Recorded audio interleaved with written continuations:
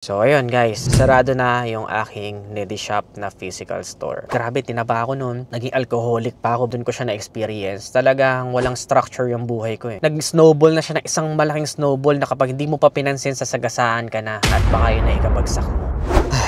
Guys, this is a hard pill to swallow. I've been keeping this for maybe 3 months now since nangyari to. I think you deserve to know this as well as maybe I can document this and time will come that I will go back and learn a lot of things. So ayun guys, sarado na yung aking Nedishop na physical store. Yes, so hindi ko siya maibalita right away nung moment na sinara ko siya kasi hindi ko pa kaya na sa publiko dahil alam ko aani ito ng mga iba't ibang negatibo na komento dahil ayan kasi mga sisi, ganyan. But I decided to close it for good. We're still operating online kasi may mga items pa ako na aking inuubos pa. Technically, hindi siya completely closed pero papunta na din doon or maybe ako, ang pakiramdam ko is close na din talaga kami. So wala na yung physical store ko, wala nang gamit doon, natanggal na namin lahat. Hindi ko siya kayang ibalita right away by that time kasi I know to myself that I'm doing the right thing. So just a quick background story lang kung paano ako napunta sa pagiging negosyante, especially with my Nedishop because that's a big lesson for me. Sobrang dami ko natutunan dito sa pagpapatayo ng isang physical store. Online business nowadays is still a business pero kapag meron kang physical store, iba yung bigat kapag sinarado mo. Online business, pwede kang mag-shift ng product, pwede kang maglaro-laro ng iba't ibang produkto pero yung kapag nag-decide ka na on a physical store, medyo mabigat na yon kasi nag-decide ka na, lalo yung mga helmet racks mo. So when you decide na magtinda ng ibang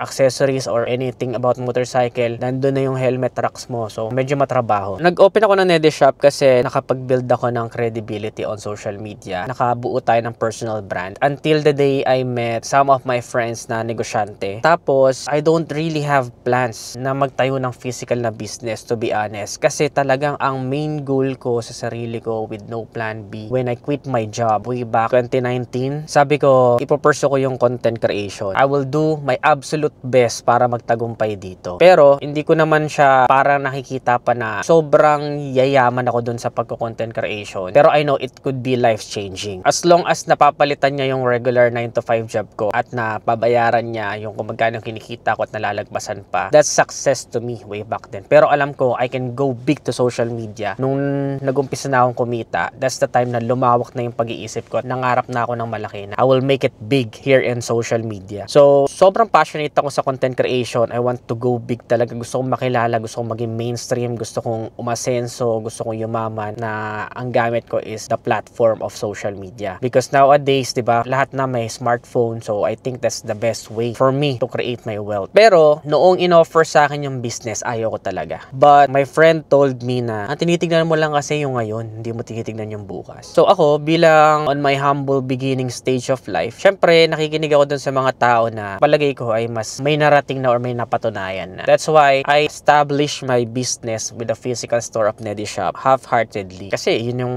basihan Nandun ako sa moment noon na parang lahat nagbubukas ng motor shop, mga content creator, parang ayun yung isa sa mga basihan ng success. Nagbukas ka ng motor shop, nag-grand opening ka na sobrang bongga. That's the flex or yun yung parang basihan ng success before. So, I opened the business without any plans. Parang iniisip ko, people will just come and visit me sa Nedishop kasi nakabuo naman na tayo ng pangalan sa social media. So, napabayaan ko siya, in short. I don't have plans for it. So, syempre, hindi naman yan parang bigla ka na lang soswertehin or bigla ka na lang yayaman nang wala kang plano sa isang bagay, di ba? Naalala ko dati, I'm still working hard sa social media pero napabayaan ko yung business ko. Dumadating yung time, dami kong lakad dahil sa mga social media events ko, even vacations, even travel, even all of the events that I'm attending. Pero, ang bumibili lang dun sa shop ko, isang busina, isang pirasong helmet sa isang araw. Ang dami ko ng staff by that time. So, it's not enough to cover yung overhead expenses ng isang business. Dumating na sa point na yung kinikita ko sa social media, which is I'm doing good on social media, na ipantatapal ko na doon sa mga bills and gastos na kailangan sa negosyo. So, it's not profitable. For the whole time na nagnegosyo negosyo ko, hindi siya naging profitable, which is understandable naman sa isang negosyo kasi you can open for 1 to 2 years na yun yung workout mo na maging profitable siya. So doon ako na-open sa kung gaano kahirap talaga maging isang negosyante. And then, kung maalala nyo last year, 2024, ay post na nabaon ako sa utang. Hindi siya dahil sa lifestyle inflation ko. So, mahigit kalahating milyon yung na-accumulate ko na utang by that time. And nasa isip ko, it will took me a year para babayaran yon. Kasi, oo, maliit pa yung kalahating milyon para sa ibang negosyante. Pero sa akin, malaki na yon, given the fact na ang cash flow ko lang by that time is, syempre, less than $500,000. Ang taas pa na mga expenses ko. So, may somehow effect na rin yung lifestyle inflation dahil syempre may binabayaran ka na ng mga iba't ibang bagay na wala ka naman dati. Pero doon sa 500,000, 100,000 lang doon yung about my lifestyle. Kasi first time mo nakatikim ng pera eh. So bili ka sa ganito, bili ka sa ganyan, travel ka dito, travel ka sa ganyan. Tapos I overuse my credit card. Doon siya nag-accumulate na 6-digit na utang. Pero yung 400,000 na utang is gastos ng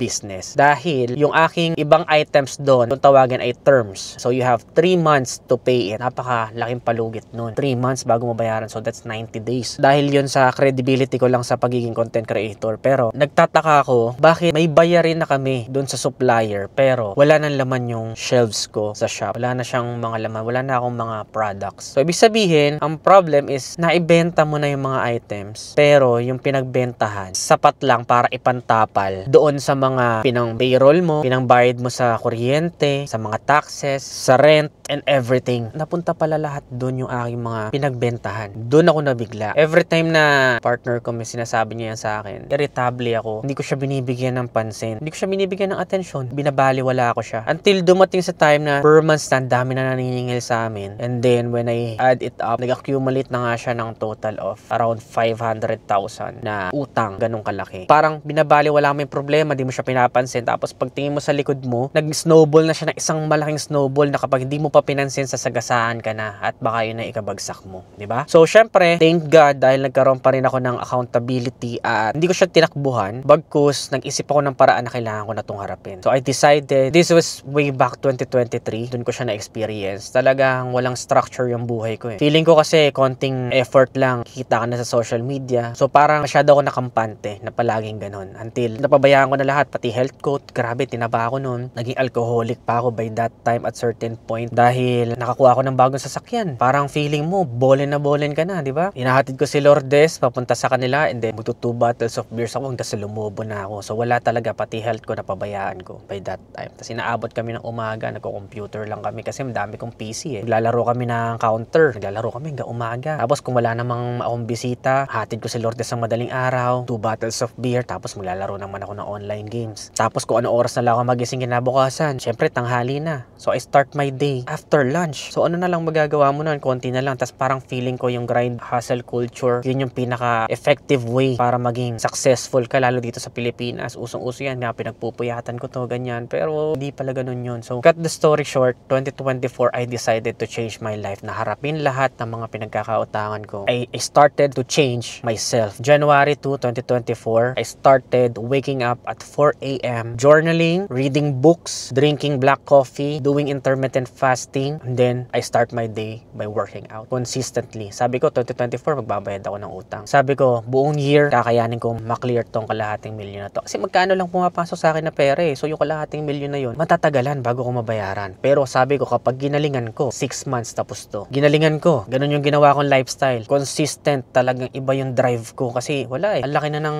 babayaran mo eh. Ito nakakabilib guys, when you decide to shift your perspective, you can flip the switch when you decide. When you put your body and mind into it, talagang kaya mo. Kasi yung 6 months na goal ko, nabayaran ko siya within 3 months. So, ganun nangyari. And then, tinutukan ko yung negosyo ko. Nag-focus pa rin ako sa kanya. But until dumating yung time na ganun na naman, humina yung ating hero product, which is yung top box. Kasi seasonal yan eh. Sa negosyo, kailangan mo rin malaman yung mga ganyang bagay. And then, dumating na rin sa point na nagkaroon din ng problema yung supplier ko na personal problem. So, nawala na rin yung supplier ko dun. Tapos, ayun na naman. I'm doing good, doing what I know, doing what I love. Kung saan ako magaling, dun ako nag-focus. Yun yung tinatawag na singularity of focus. Nag-focus ako doon until yung negosyo ko, ayun na naman. It's doing its thing again. Na lahat ng pinaghihirapan ko, pinantatapal ko sa negosyo ko. So, I decided to finally close it for good. And right now, it's been 3 months. Sabi nila, 6 months of consistency and hard work can change your life. Pero ako, I might say 3 months is good enough. So ngayon, nakatatlong buwan na naman since I closed my shop. I've been doing best than ever. Iba na yung nangyayari ngayon sa buhay ko. It really changes my life. When I decided to just focus on one thing. Yeah, it's true that you must have multiple sources of income, pero it should be aligned on your one thing. Like ako sa content creation, I already established my branding, my personal branding. Pero yung mga other sources of income ko is aligned on content creation and my personal branding dito sa social media, which is yung collaboration, sponsorship. Merong mga brand deals or magiging brand ambassador ka that you can be their ambassador for 1-year contract. Then you can do affiliate marketing. You can do all the platform, YouTube, Facebook, may bayad yan. Guestings, all that other stuff. Aligned lang siya dun sa one thing ko. So right now, I will say I'm still consistent. Sobrang laki na naitulong sa akin at naituro sa akin ang negosyo ko because right now on my social media, I attack it as a business. Entrepreneurial ko siyang atakihin. Ito, ginagawa kong vlogging ngayon. So more than ever guys, I can say na finally, wala na. Cleared na lahat ng utang ko dyan. I will say that I'm already debt free.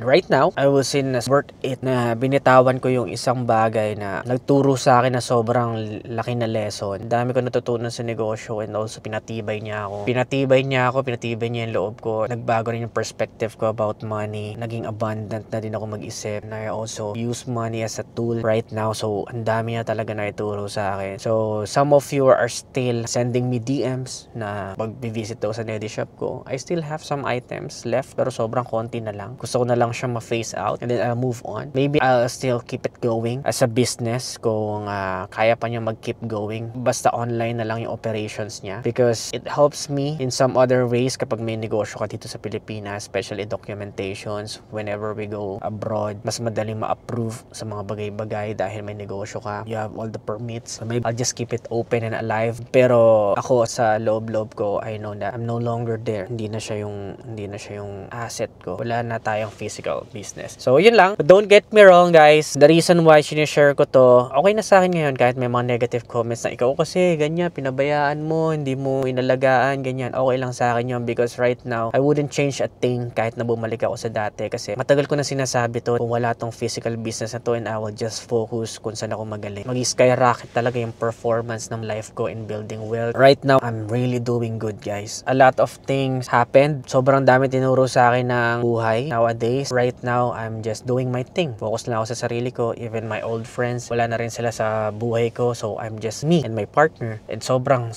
grabe. When you focus on yourself, yung sinasabi nilang monk mode, you disappear. You just do your thing. And just in my case, I can't disappear completely kasi kailangan ko ng social media presence. That makes me relevant. So, I can't disappear completely. Pero, naglilo lang ako ng konti. I don't need to be super thirsty para sa attention ng tao. I'll just do my thing. Very professional. All are informative contents. And, yun, mga ganun lang yung mga ina-upload ko. Wala nang mga rage bait, clickbait. From time to time, I'm still uploading sa medyo funny hooks pero hindi na ganun kalalim. But right now, I will say na talagang sobrang life-changing na. In fact, as a reward to myself and I mark this day that I will never go back to that old habits, to that old life, having that poor mindset, that broke mindset. I will never go back. Hindi na ulit tayo mag-iisip or mapupunta sa ganung kalagayan. But if you really decide to change your life, you can. All things and glory to God, of course. First and foremost, sobrang thankful ako kay God kasi siya yung nag-allow para mangyari itong mga bagay na to. Because if you pray for success, wealth, to be fulfilled, hindi ka niya bibigyan na mahuhulog lang yan sa langit. Ay bibigay niya sa'yo mga challenges, mga tests, hardships, adversity. Yan ang mga ibibigay niya sa'yo. At hindi mo mauunawaan. Kaya be careful what you wish for. Kasi kung hindi ka ready sa mga ganyang bagay, bibigay ka. Pero hindi niya ibibigay sa'yo kung hindi mo kaya. So I'm just really grateful to God sa lahat ng life lessons na tinuro niya sa akin. Kasi lahat talaga ng mga mahihirap na pinagdadaanan natin sa buhay, after niyan, may ituturo yan sa'yo that will change you to be deserving of the success that you've been praying for. Magtuturo sa inyo talaga para makuha yung pinagpe-pray nyo. So right now, masasabi ko I still have a lot to learn kasi the more na nakukuha ko yung mga bagay-bagay, the more that I know, the more that I'm aware that I know less. Sobrang konti pa lang pala nalalaman ko. Sa habang mas marami ako natututunan, mas lalo ko nasasabi sa sarili ko na konti pa lang nalalaman ko sa buhay. Kasi mas maraming tao na mas maraming alam. At lahat ng mas nakilala kong successful ay dumaan talaga sa matinding hardship dahil susubukin ka talaga bago ka talaga makakuha ng success na deserve mo. Right now, I'm just really grateful. I can't really show kung gaano nagbago buhay ko when I experience all of this at na-overcome ko siya.